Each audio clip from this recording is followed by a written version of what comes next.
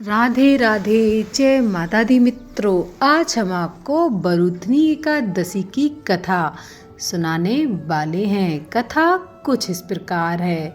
धर्मराज युधिष्ठिर बोले, हे भगवान, मैं आपको नमस्कार करता हूँ। आपने चैत्र मास के शुक्ल पक्ष की एकादशी अर्थात कामदा एकादशी के बारे में तो विस्तार पूर्वक बतला दिया है। अब आप कृपा करके वैशाख कृष्ण एकादशी का क्या नाम है तथा उसकी विधि एवं महत्व के बारे में भी विस्तार पूर्वक बताइए।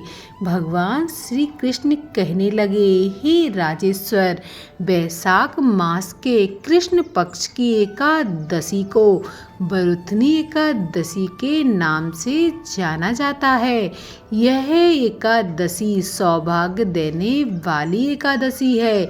यह सभी पापों को नष्ट करने वाली एकादशी होती है तथा अंत में मनुष्य मोक्ष को प्राप्त होता है। इसका महत्व तथा कथा आपसे कहता हूँ, लेकिन इस कथा को पूरा सुनने से पहले आप सभी से विनम्र निवेदन है कि यदि आपको वीडियो पसंद आए तो प्लीज़ वीडियो को एक लाइक ज़रूर करें, चैनल को सब्सक्राइब करें और कमेंट बॉक्स में जय माता लक्ष्मी और विष्णु भगवान जरूर लिखें। माता लक्ष्मी और विष्णु भगवान की कृपा आप सभी पर हमेशा बनी रहे और आप सभी का जीवन मंगलमय हो। तो चलिए दोस्तों, कथा को प्रारंभ करते हैं। बरूथनी एकादशी व्रत कथा कुछ इस प्रकार है। प्राचीन काल में नर्मदा नदी के तट पर मानधाता नामक राजा राज्य करते थे। वह अत्यंत दानशील तथा तपस्वी थे। एक दिन जब वह जंगल में तपस्या कर रहे थे, तभी ना जाने कहां से एक जंगली भालू आया और राजा का पैर चबाने लगा। राजा पूर्ववत अपनी तपस्या में लीन रहे। कुछ देर बाद पैर चबाते चबाते भालू राजा को घसीटकर पास के जंगल में ले गया। राजा बहुत घबराया, मगर तापस धर्म अनुकूल उसने क्रोध और हिंसा ना करके भगवान विष्णु से प्रार्थना की। करुण भाव से भगवान विष्णु को पुकारा। उसकी पुकार सुनकर भगवान श्री हरि विष्णु प्रकट हो गए और उन्होंने चक्र से भालू को मार डाला। राजा का पैर भालू पहले ही खा चुका था। इससे राजा बहुत ही शोकाकुल हुए। उन्हें दुखी देखकर भगवान विष्णु बोले, हे वत्स, शोक मत करो।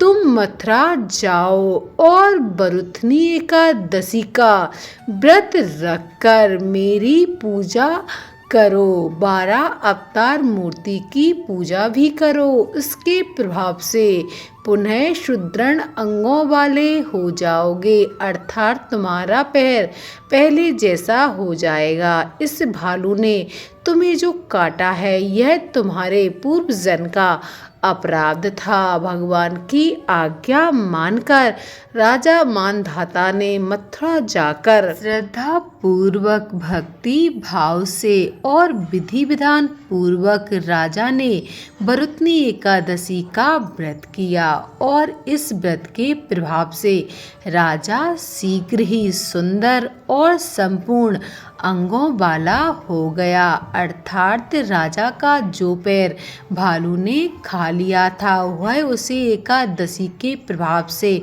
पुनः वापस मिल गया। इसी एकादशी के प्रभाव से राजा मानधाता अंत में स्वर्ग को गए और उन्हें मोक्ष की प्राप्ति हुई। जो भी व्यक्ति भय से पीड़ित होता है, उसे बरूथनी एकादशी का व्रत रखकर भगवान विष्णु का स्मरण करना चाहिए। इस व्रत को करने से समस्त पापों का नाश होकर अंत में मोक्ष मिलता है। दोस्तों, यदि आपको वीडियो पसंद आई हो, अर्थात यह एकादशी की कथा पसंद आई हो तो प्लीज़ वीडियो को एक लाइक ज़रूर करें। वीडियो के अंत तक बने रहने के लिए आप सभी भक्तों का बहुत बहुत धन्यवाद।